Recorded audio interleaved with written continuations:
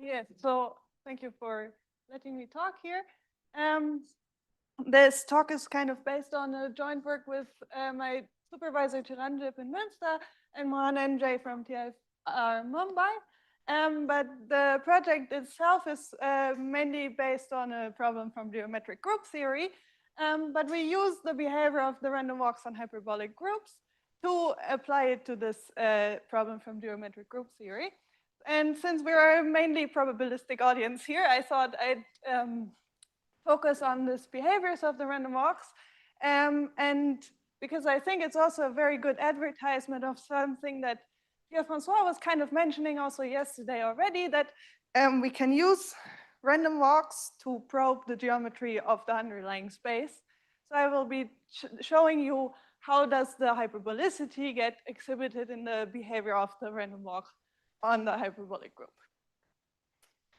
So let's start very basic. I don't assume many of you have deep knowledge of hyperbolic spaces, so I will be going through the geometry part slowly, but just to have like the basic setup, we look at some graph. I will be mainly talking about discrete spaces, so we're looking at a graph. We're putting a random walk on this graph, and we want, I think, if you want to probe the geometry of an underlying space, it is reasonable to say we only want to walk along the edges of the graph, so our transition probabilities should only be positive if the 2 points are connected in the graph. And one of the first things we learn about in probability when we start talking about random walks is if our graph is ZD, then our random walk is recurrent if the dimension is smaller than 2, and it's transient if it's bigger than 3. So this is very early on already a point where we see the behavior of the random walk depends on the geometry of the underlying space, because increasing the dimension of ZD is a case of increasing, changing the geometry. And the same behavior gets exhibited in like the connection transition probabilities and so on. But now, okay, ZD for me is not a exciting geometric space. ZD is very well covered already. ZD is very, very well understood. So we want to move on to a hyperbolic setting. So when I say hyperbolic, what most people will probably have seen before is the hyperbolic plane, where you put some special metric on the upper half plane such that the geodesics are exactly these ones, the ones running parallel to the y-axis and the half circles where the center is on the x-axis. And this space has interesting geometric properties. I already kind of hinted that this might be the case. So the first one is that it has a boundary at infinity. And namely here, this would be the x-axis plus 1 point far, far, far up at infinity. And why is it a boundary at infinity? All the points on the boundary are actually infinitely far away from the points inside the space. And you see it as points converging to a point on the boundary if they lie on a geodesic like this. And then you get the, or at least close to the geodesic. So even if this half circle here looks finite, in the metric that we put on this hyperbolic space, it is an infinite line. And it doesn't actually touch the x-axis at its both ends. So this is kind of like a global geometry property. It also has nice local geometry, namely it has thin triangles, which means if you look at a triangle in your hyperbolic space, then there exists a constant delta, which is dependent on the space, such that if you look at the delta neighborhoods of these two of its sides, then the third side will already be included in this neighborhood. So these are nice pictures, but it's not very concrete yet. So let's make it a little bit more concrete. So we start with some kind of metric space. We have a space, we have a metric. Then we can look at the Gromov product, which basically is a measure of how much does the triangle inequality distort the distance between x and y if we insert z as the middle point. And then we get a definition of hyperbolicity, which comes from this Gromov product, namely, which is again kind of a triangle inequality for this Gromov product. Now, this looks very abstract, and you might wonder, what does it have to do with the pictures from the previous slide? Or what does it mean to have this hyperbolicity triangle inequality? And so what it means is we're starting on this side of the inequality. We have the Gromov product between x and w with respect to z, meaning if we're looking at how much does inserting z distort the distance between x and w. And so this Gromov product is big if the geodesics from z to x and from z to w stay close to each other for a long time. So this triangle inequality says if both the geodesics from z to x and z to w and the purple geodesics from z to w and z to y stay close to each other for a long time, then so do the geodesics from z to x and z to y. Now, okay, if we do the same thing again, but we use w as our base point and to use x, z, and y as our other 3 points, we see that the connecting geodesics between w and y and x and w have to look something like this. So you can already guess that this leads to some kind of a similar triangle condition as we saw on the first slide, that the sides of the triangle tend to stay close to each other for a long time. So we have the triangle condition, and it turns out you can also look at the boundary at infinity again as the endpoints of geodesic rays. So now let's look at some examples. I already said I don't want to look at ZD. Now, if this should be an unequal for D unequal to. D equals 2 is like kind of the boring hyperbolic example. But let's look at ZD for D unequal to and look at the same kind of picture that we just saw with the Z, X, W, and Y. Well, since we're in the ZD, these lines really should be straight, not curved as in the previous picture. Now, let's assume this triangle inequality holds for this triangle with some fixed delta. So we have some delta such that this triangle inequality holds. But then if we scale all the sides, if we just zoom out on the picture, scale it up, and scale all these sides by some constant c, that means all the distances are scaled by this constant c. And that also means the Gromov product, because it's just plus and minus of distances, will be scaled by the same constant c. So also the difference between different Gromov products will be scaled by the same constant c. So in the end, you get that your difference that you have in the triangle inequality also scales up by the same constant c. So you can see that ZD you can't have, is not hyperbolic. One other example, and one that I really like for reasons that I'll come back to in a moment, is a tree. Trees are nice and hyperbolic. So we have our base point Z here, put X here, omega here, and Y here. Then what the Gromov product between two of these points measures is just how long do the lines from Z to X and Z to W agree. So it's just the distance between, so the Gromov product X, W to Z is just the distance between Z and the W0. So if you do all the combinations of Gromov products that we're looking at here, you can see that in this case, the triangle inequality will actually be a nice equality. So trees are hyperbolic. Now let's get to the most general example of hyperbolic groups. Cayley graphs of hyperbolic groups. I think many of you will have more questions after this example than that it explains things. So let me slowly go over the words in this example. So what are hyperbolic groups and what are Kelly graphs? So we look at some group, we look at the generating set.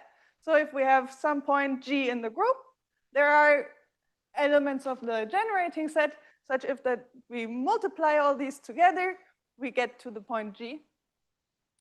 And the Cayley graph, you can build the Cayley graph of the group from this setting by saying, okay, for each of the points in our group, we put a vertex in our graph, and we connect 2 points in the graph if there is an element of our generating set S, such that if we multiply 1 by this generating element, we get to the second one.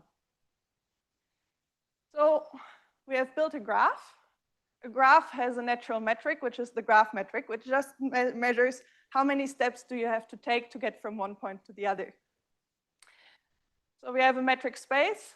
So we can apply the definition of hyperbolicity for metric spaces and say our group G is a hyperbolic group if this Cayley graph with the graph metric is hyperbolic. Now you might ask, okay, but we chose a generating set, and this generating set is not unique. You could put, if you just look at Z, you could look at plus and minus 1, but you could also add plus and minus 2 as well. So how does this differ if we change the generating sets? And the good thing is, if our generating set is always finite, then the group will be hyperbolic. If it is hyperbolic with respect to one of the generating sets, then it will also be hyperbolic with respect to the other generating set, which is just coming from the fact that hyperbolicity is a quasi-isometry invariant. So if we don't change our metric too much, we will still get something that is hyperbolic. The delta in the definition will be a different delta, but the exact value of delta is not usually something that we care about. So let's look at some examples of hyperbolic groups. And this is exactly why I said trees are my favorite example, because trees are the easiest kind of hyperbolic groups. In this case, it should always be, so it will always be regular trees, because if you look at this whole thing with the generating set, you can see that from each point, the graph will look the same. And if you want your generating set to be symmetric, so we have a direction A and a direction A inverse, then this will be a regular tree with even number of edges at each vertex. And the reason why I really like trees is because calculations become very easy in trees. Usually you can do very hands-on calculations there and build like some kind of intuition of what should happen in this hyperbolic setting, which you can then abstract to spaces like this. Often examples of hyperbolic groups look something like this, which are coming from isometry groups of the hyperbolic disk. So this is the same picture as the one in the start, kind of. If you map the space with the upper half plane to the disk by just closing up the two ends of the x-axis on top. And here, even though these triangles seem to get smaller and smaller as we go towards the boundary, they are actually all the same size, or at least the ones of the same space shape are the same size. Yeah, no. Looking at the center one, all of these triangles have the same size. So this is the kind of setting that we're looking at. So let's add some probability. So we're looking at our general setting that I just explained. We have a non-elementary hyperbolic group. The non-elementary is just to exclude this Z2 and things that kind of look like Z2 kind of cases. We want our generating set to be symmetric. This is just so that our Cayley graph doesn't have a direction to the edges. We can go along an edge in both directions. And then we put a measure which is supported on this generating set, which is just we're assigning measures to these edges such that we know we're walking along this edge with a kind of probability. And then we look at our random walk with the transition probabilities going from x to y. So let's say from the middle stepping to the right would be the measure of the associated edge. So here the measure of A. And one thing that very quickly pops up when you're studying random walks in this setting is the green metric. So it's called green metric because it's connected to the Green's function, which we already heard about yesterday. So just to repeat, we have the Green's function is summing over all n the probability that if we start at x, that we are at time n at point y. And then we can define a metric based on this Green's function, which is just the minus the logarithm of the quotient of the Green's function going from x to y over the Green's function of making a loop. So Green's function e to e could be Green's function x to x. It's just the Green's function for making a loop because our graph looks the same everywhere. And now, okay, we started with this Cayley graph with the graph metric, and now we're changing the metric. So obviously, first question, is this still hyperbolic, or are we leaving our nice hyperbolic setting? No, actually in this setting it's still hyperbolic. I think you have to be a little bit careful if you allow longer range jumps, but in this setting, certainly it is fully hyperbolic still. So let's go back to the start of the talk. What was the first question we asked about random walk and ZD? Transience versus recurrence. And you can ask the same question here again. And it turns out on all hyperbolic groups, except for the Z2 case, xn is again transient. And we can even say more because we have this boundary at infinity that comes from points converging along geodesics. We can say that xn converges to a random point on this boundary. So we don't just have, we're walking to infinity, we're walking to infinity to a certain direction. And so this hitting behavior is very well studied already. There's a nice family of hitting measures.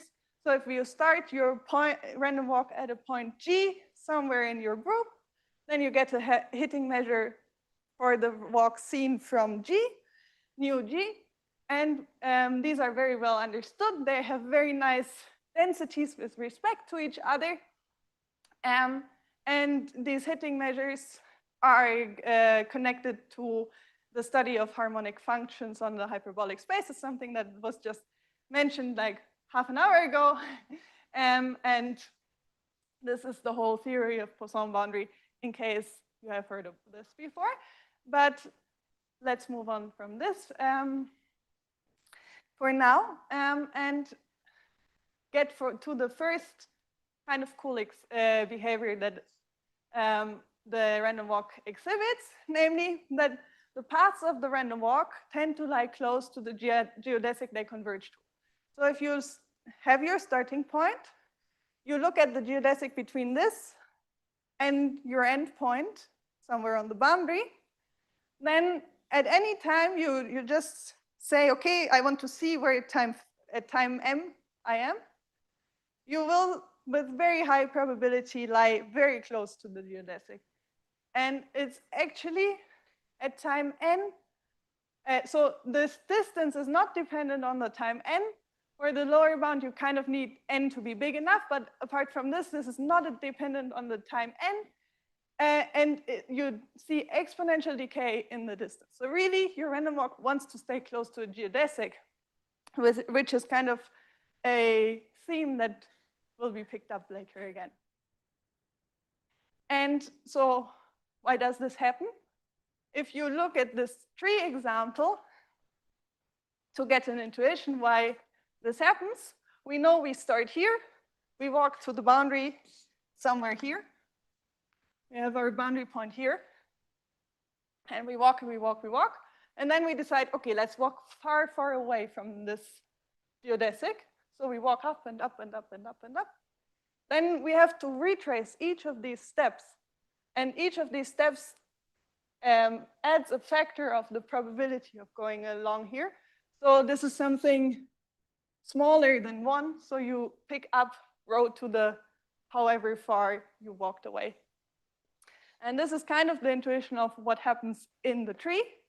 In the more general case, you have to then look at triangles and what does it mean that it walks very far away from this baseline if you can also walk back to it along a line like this rather than having to retrace the steps exactly. Another thing that I find really interesting for random walks and hyperbolic groups is this behavior of we know we start at some point X, we want to reach some point Y, but we punch a hole in the space in between. We take a ball of size n around some point between X and Y, and we say the random walk is not allowed to enter this ball. We have to walk around. Now, in the tree case, this is kind of trivial that then you can't reach the other side anymore because you don't have loops. But in a more general case, you can ask what happens. And what happens is actually that this probability of walking from X to Y decays double exponentially in the size of the ball, in the radius of the ball. And so one thing is, yesterday we had balls that grew like r to the alpha for some alpha. In hyperbolic groups, balls grow exponentially. So the boundary of this ball will have e to the some constant times n many points, but this alone is not enough to say, we have this double exponential decay. What you have to add is this very badly connected property of the hyperbolic group, namely that to connect 2 points, you have to go, the geodesic will be very close to this. So let me explain this a little bit better. So the idea of how you show this is the following. So you have your picture like this.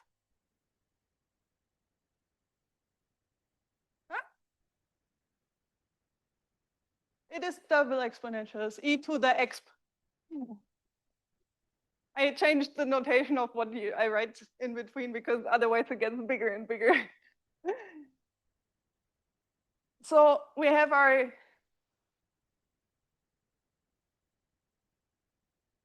another question? Yes. Yes, that's a little bit of making things not fully rigorous. The yn would be here the point where this geodesic from the origin to y touches the ball of the boundary ball. Yeah, this is for if you also want to be able to know what happens if you move the y. This factor is the important one, but the main statement is really this double exponential decay. Okay, so you know you have to walk from X to Y, and you want to do so outside the ball.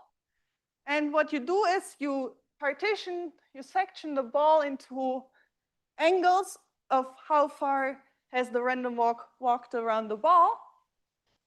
And you say, okay, at least at these points, we definitely want to be outside the ball.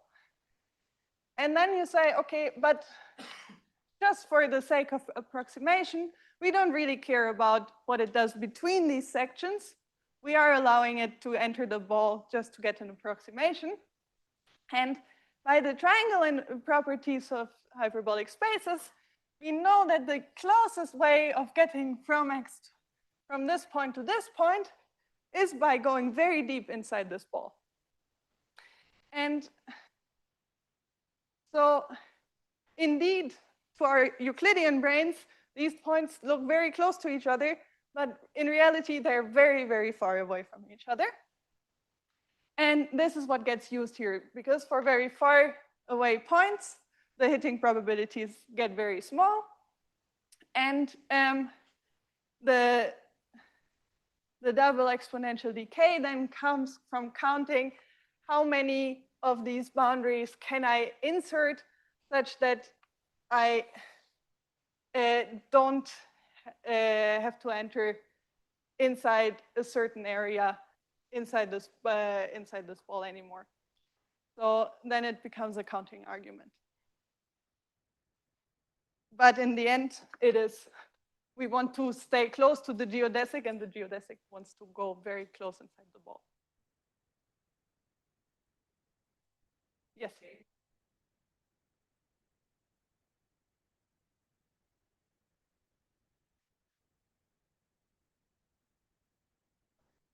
It kind of does. It is more because in our application, we always choose X to be on the boundary of the ball, and then we are only interested in what the behavior is on the other side. So we have a directional behavior here. But yeah. No, I'm not. I don't want to say anything about if it's exponential right now. Yeah, so we have very cool behavior of the random walk of the on a hyperbolic space, and if you take anything away from this talk, this is it. And now I want to kind of try and introduce you a little bit to the geometric question that we're trying to address with these random walks. So let me first go back to a continuous setting and to the classical story of this problem.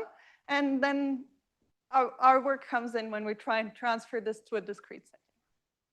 So we have some hyperbolic space and we have its boundary. And then in group theory, often you have an action of a group on the space and you want to study this action. Now, since we know we can extend the action to the boundary, the next question will be, well, what can we say about the action on the boundary? And that's exactly the goal. We want to study the extension of this action to the boundary. And in particular, what we're studying here is there a measure for which the action is ergodic? So we have our hyperbolic space, and we have a point on the boundary, and we want to see how it moves under the G action. But it turns out it's easier to first study if you look at pairs of distinct points. And the reason why this makes it easier is because then you have a unique geodesic connecting these 2 points. And by some magic that I will be hiding here a little bit, you can then move from studying the action on the boundary to studying the action on the inside by studying how a particle will flow along this geodesic, namely the geodesic flow. And we know that this boundary is some limit points of geodesics. It is kind of abstract. Whereas if you're inside the group, inside the space, you can do much more hands-on things to study these things. So this is a good step of moving from the boundary to the inside. And it turns out this is a thing that has been long studied. It turns out that there is a nice family of measures. I'm just pointing here to the densities. I don't expect you remember the densities of the hitting measures from like 5 slides ago, but this form of the densities is very reminiscent of the densities for the hitting measures. Then from this measure, you can get an invariant measure on the set of pairs of boundary points, which has some kind of nice density. And for this measure, the action is ergodic. Just a word of caution, this measure will in general be an infinite measure. As probabilists, we mainly talk about ergodicity of finite measures.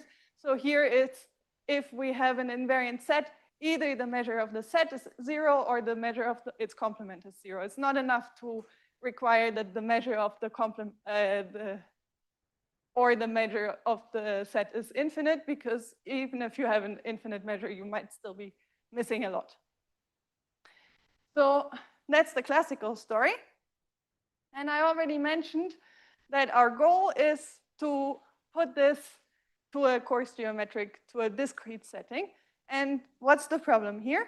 I already mentioned kind of here that in the general hyperbolic setting, we will not have unique geodesics anymore.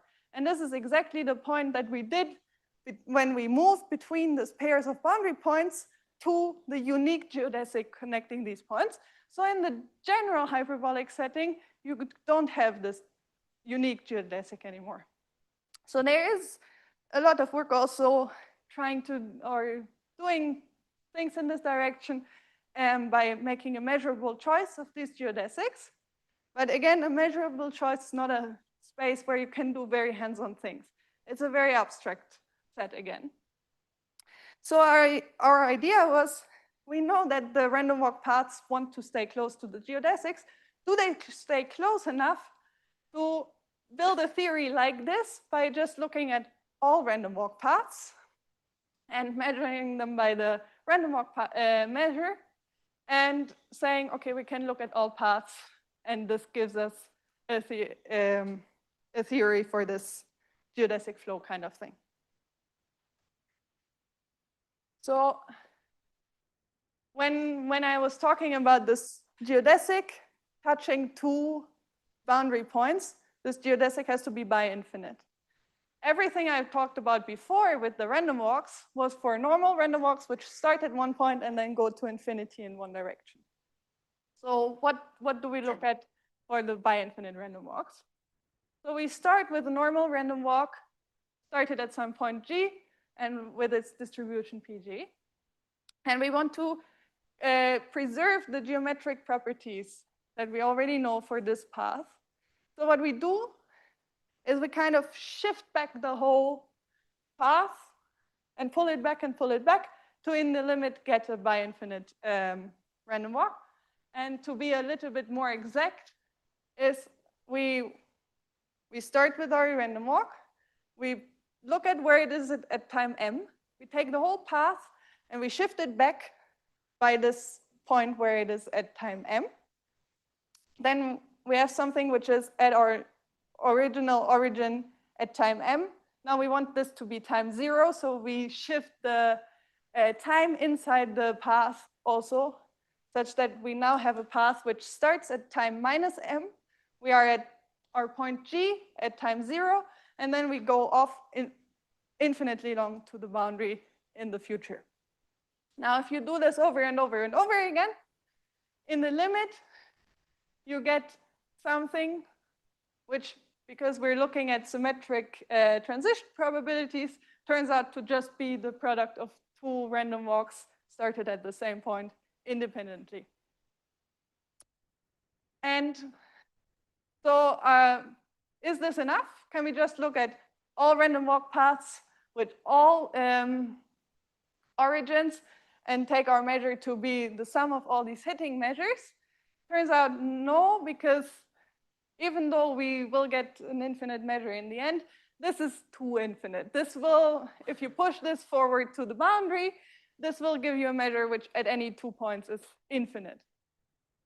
So we need to reduce this kind of space a little bit. So how do we reduce the space? We reduce it by noticing, okay, if we do this whole shifting back kind of thing, and then we add all possible starting points, then we have a copy of, if we look at one shape of path, we get z many copies of this path, because every point can be a starting point for this path. So we want to reduce, we want to take away all these copies, we want to just choose one of these copies, and the way we do this is by this. As a formula, it looks a little bit ugly, but if you, looking at what it means is not as bad. So we take one path, maybe let me draw. We have some kind of origin of our group. We take some path, and we say, how close does it get to our origin of the group? And the first time it does get there, this we want to be the time 0 of our path. So of all the possible time zeros along this path, we just choose the path which has here time being 0, where it's the closest to the origin for the first time. Now, the way I drew it is a little bit misleading because here it only gets once this close to the origin. We are allowing it to get back to this close to the origin. It just can't ever get closer to the origin again. This is not really a choice of every path because we can have paths with probability 0 which just walk in circles, but those are not the interesting paths. We want to look at just the almost sure set which does escape to the boundary. And then naturally the measure that we look at will be just the restriction of the product of the measures to this set D. Now, let me just do one word of caution. If you are in the world of like random interdistance and so on, this is a different measure. And it comes from the fact, so there's two facts. Because in our set D here, we choose one origin. This means inside the group, the measure will only be quasi-invariant. The measure will change a little bit. On the boundary, looking at the push forward to the boundary, it will be fully invariant. And the second thing is that the random interdistant measures really study what happens locally. It doesn't really see the boundary, and that's exactly what we want to see. So yeah, our measure theta that we want to have on the boundary is just then the push forward of this measure under the boundary map. And getting to like the finale, for this measure theta, we can then build exactly the same kind of theory that you can build in the classical setting. You get that the measure theta has this nice density structure with respect to the hitting measures, which is why I was pointing out this similarity between the density structures of the measures. It is quasi-invariant. I'll comment in a moment why I'm saying quasi, and it is ergodic for the action of G on the double boundary. So we have achieved exactly what we were setting out to do. We took some kind of notion of all by infinite random walks, and we showed that we can get this kind of boundary measure that we want from it. Yes. Yes. So why did I say quasi-invariant? We actually have two more constructions for this theta, where we only use this density structure of the hitting measures, and we look at how it moves if you move the measure along the geodesic or a random walk path, and those will, by nature of the behavior of the Gromov product in hyperbolic groups, always just be quasi-invariant. But this measure of coming from the random walk paths will, on the boundary, be fully invariant. And the reason why we care about this measure on the random walk paths is because it's exactly here that we can show the ergodicity, which we connect it to shifting time along random walk paths, which is a very easy model to study. And on this model, if you look at the time shift on the full random walk path, you very quickly get ergodicity, you get mixing, you get very nice properties. So ergodicity is shown in the construction which captures the flow along the random walk paths. And yeah, I think I was a bit fast in the end, but I think that's enough.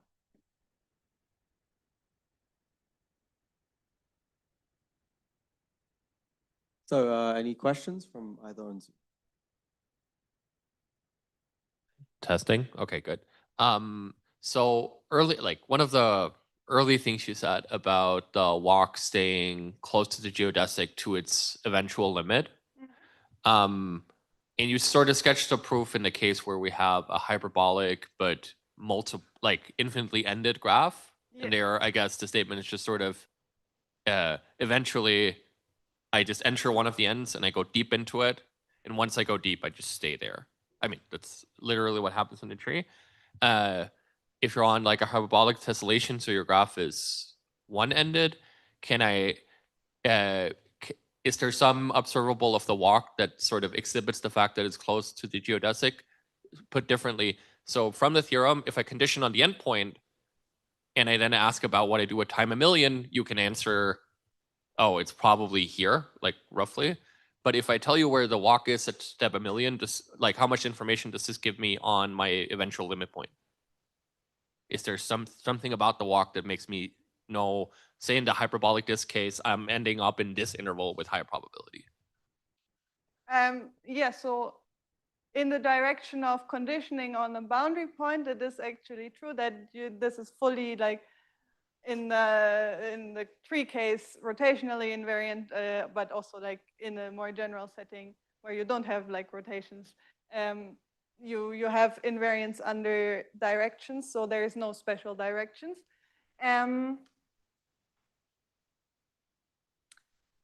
In the other direction, but I guess your questions was more in the other direction of saying, if I know where the random walk is, do I know where I end up?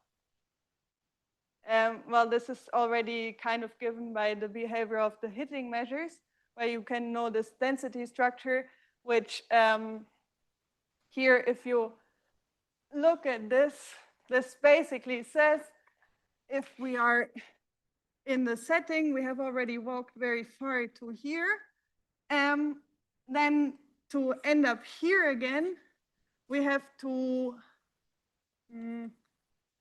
we have to kind of pass close to the origin, I would guess. So we can say we have to switch our measure. We want to switch our measure to a hitting measure. No, we started at the origin, sorry. We started at the origin, so we now want to see what is the hitting measure from this point, and this will be exponentially decaying in the distance between the origin and the hitting point. So the probability of hitting this interval, because if you now shift the whole picture and say your G is here, your origin is here, there was like a random walk here, and this is your boundary interval, it shrinks if you reposition to be at the position of the random walk. So I don't know, I think this goes in the direction of what you were asking. Yeah, so basically, if I know G at Xn, then I look sort of at the set of all geodesics from G to infinity to pass through 0 and some small ball, and basically all of those I won't take anymore. Is that roughly the picture? Yes, if you have walked far away from 0, then you won't take the geodesics here anymore, because you would have the exponential decay of walking here, coming back, and then going there. Any?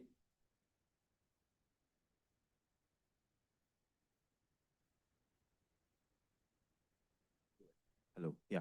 No. So I guess if I'm correct to understand, like this phenomenon that you just described, also because you have this base point change formula, right? I think it will be reflected also in this nature of this Ramanujan derivative that you have, right? Yes. Which involves the distance. I think Yes. kind of what you Yes. explained.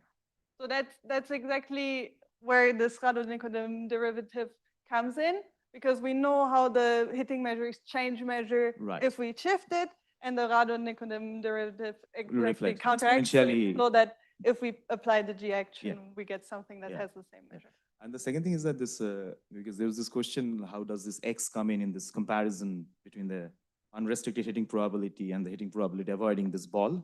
Yes. Is it okay to, I mean, if I understand, okay. I guess like you have on the right-hand side, I think this dependence on X is kind of implicit in this probability, right? Or this unrestricted probability that you have. Sorry, I didn't. No, so I guess there was this question like, how does this dependence on X enter the right-hand side? Yes. Because that is also probably somehow implicit in this unrestricted probability on the right-hand side that have, this probability of X, that Xn hits Y. Is it? Yes, because that already takes care of, we at least need to walk in the direction of. And by the way, so and this just this means I mean this up to constant, right? Is it? Yes, the squiggle means up to constant. Yes. Okay, and you have just wondering like lower bound, similar, maybe probably with different constants in the double exponentials, but. We don't have lower bounds because this really depends on this idea of if we Right. look at the connection probabilities between here, we just forget about the restriction and we allow the walk to enter back here. Okay. Thank you. So this may be a naive question, but so what do we know about the support of the measure Q that on the boundary? So is it some kind of fractal set? Yes. So I mean, do we know Hausdorff dimension or something like that?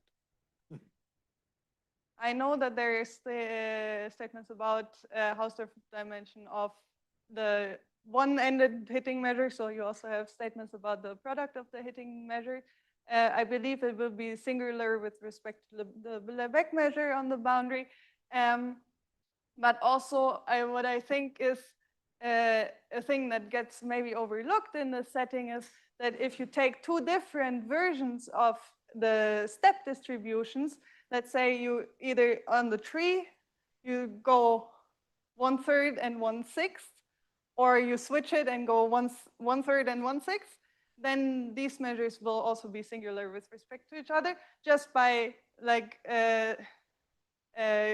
limit theorems on what is the number of steps upwards and steps sidewards you expect to see. Okay, thank you. Any other questions? Does that work? Okay, good. I don't really have a smart question. It's just that I got confused and I would like to repeat the definition of the restriction you made on the measure, on the the natural measure. And how does that relate to random placements again? Because yeah, both the definition and the relationship I didn't really get it. So the definition is, we have our point 0 here. We take a path. We look at how close does it ever get to the point 0. We say it's not allowed to, so we draw a ball of this distance around 0. We say point 0 is the first time we hit this set. So we come walking from -infinity. We don't hit this ball before. And then walking away, we are allowed to hit the boundary again, but we're never allowed to enter this ball. And by my understanding, the random interlacement measure looks at this something similar, but it doesn't just look at balls around 0, but for a general set, you have this capacity which is connected to this kind of behavior. And it's mainly because we have gotten a question about this before that I wanted to mention that it's different. But if I understand it correctly, it's not just a recenter. Like for random interlacements, normally you just recenter everything around the the last visit of a point or something like that. And here, it's not just a recentering, it's also a restriction because you are forbidding the random walk to visit the interior again. You could take the first visit and you're saying it never visits the interior. Yes. So you're restricting as well. It's not just recentering. Yes. Okay. I guess there is no direct relationship. It's because we're looking at all possible starting points. So there will be paths which do enter this ball, but they will then be coming from a different ball. And the choice of time 0 will be coming from a different ball. It's because we're looking at this sum overall starting points as our measure. And for this measure, restrict such that we have one choice of path for each shape of path. So it is a recentering. Sorry. Okay. It's just the. Okay. I see now. Okay. Thanks. Questions on the online? Okay, great. So let's thank Luzie again. So we have a bit of time before lunch. It's 12:45. I think, yeah, I think we have to wear these cards, otherwise they bar us access. But yeah, okay, cool. See you. Resume at 2:15.